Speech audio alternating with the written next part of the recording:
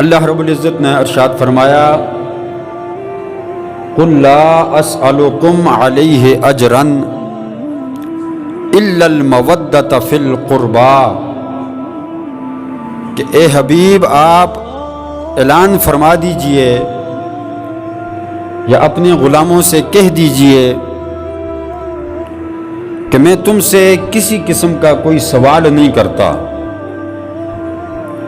کچھ مانگنے کے لیے، کچھ طلب کرنے کے لیے میرا کوئی سوال نہیں ہے،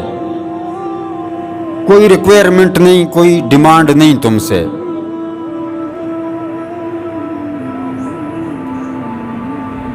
الا المودۃ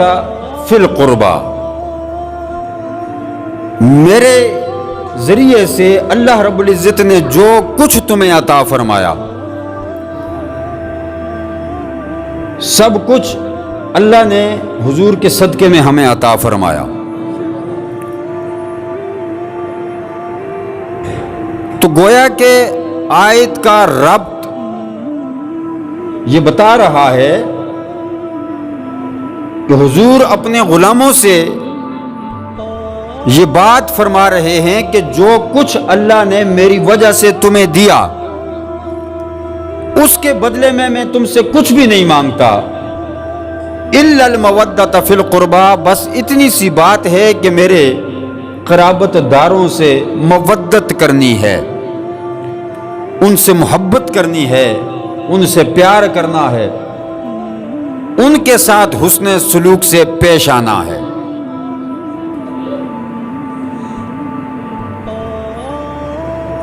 اور حضور سرور کائنات فخر موجودات امام الانبیاء جناب رحمت للعالمین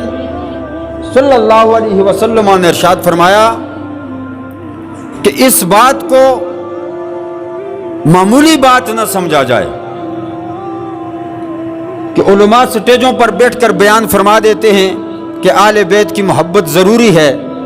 لوگ بھی سن کر اٹھ کے نکل جاتے ہیں، دعویٰ ہر کسی کا ہوتا ہے، لیکن آج تک یہ سوچا کسی نے بھی نہیں کہ آل بیت اطہار کی محبت کس قدر ضروری ہے، کتنی ضروری ہے، کتنی لازم ہے۔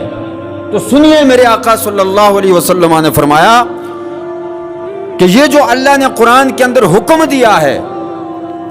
کہ حبیب اعلان فرمائیں کہ میں تم سے کچھ نہیں مانگتا، بس میرے قرابت داروں سے محبت کرو،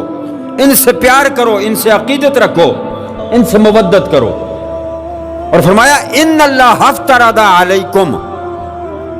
حب اہل بیتی، فرمایا کہ اے میرے غلاموں، بے شک اللہ رب العزت نے میری اہل بیت کی محبت تم پر فرض فرما دی ہے، فرض فرما دی ہے۔ اب اس نقطے کو سمجھیں،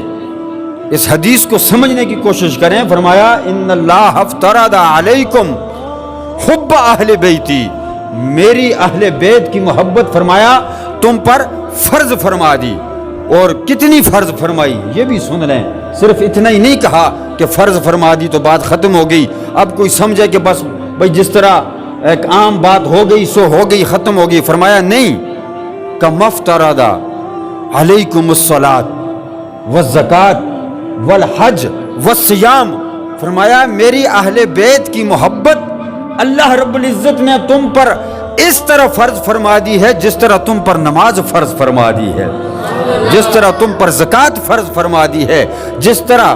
تم پر رمضان شریف کے روزے فرض فرما دیے۔ فرمایا والحج،